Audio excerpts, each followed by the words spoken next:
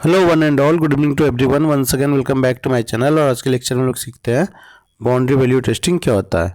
ठीक है, हमने क्या किया, अगेन यहाँ पे पॉइंट में ले लिया चीज़ों को और साथ में एक ब्लॉक डायग्राम लिया है ताकि आप लोगों को चीज़ें अच्छे से समझ में आ सके। ठीक है, तो आइए शुरू करते हैं।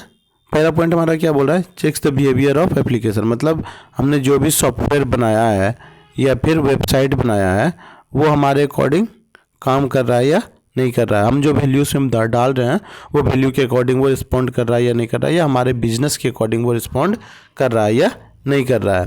ठीक है, पहला पॉइंट क्लियर। दूसरा क्या बोल रहा है, used for tasting a different range of number scale. ठीक है, यहाँ पे देखिए ब्लॉक डायग्राम में, देखिए मैंने आपके रेफरेंस के लिए एक ब्लॉक डायग्राम लिया हुआ है।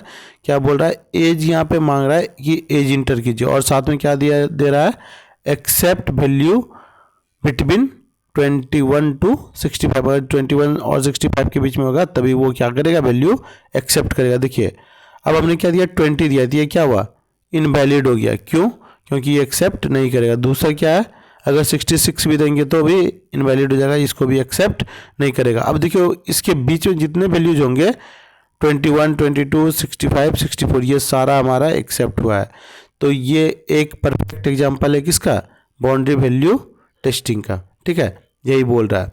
अब आगे देखते हैं, आगे हमारा क्या बोल रहा है, there is an upper and lower boundary for each range and testing is performed on this boundary values. क्या बोल रहा है, इसमें एक अपर रेंज होता है, एक कौन सा होता है हमारा अपर रेंज, और दूसरा लोअर रेंज होता है।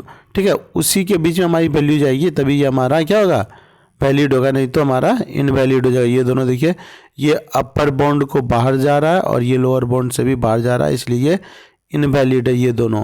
ठीक है, और ये हमारा बीच वाला जो है ये सही है, इसलिए ये एक्सेप्ट कर रहा है। तो यही था हमारा क्या, बाउंड्री वैल्यू एनालिसिस। देखिए डायग्राम की हेल्प से थोड़ा चीज़ों को समझना आसान हो जाता है, इसलिए मैंने ये वाला डायग्राम भी लिया हुआ है। ठीक है, तो बाउंड्री वैल्यू का मेन मतलब होता है हमारा अपर वैल्यू जो है वो और लोअर वैल्यू जो है उसके मिड में आना चाहिए चीज़ें, तभी हमारा वो एक्सेप्ट करेगा, नहीं तो नहीं करेगा। यही हमारा पर्पस है किसका, बाउंड्री वैल्यू एनालिसिस का। ठीक है, तो आज के लिए हम लोग इतना ही रखते हैं। Bye bye and take care, see you in the next video.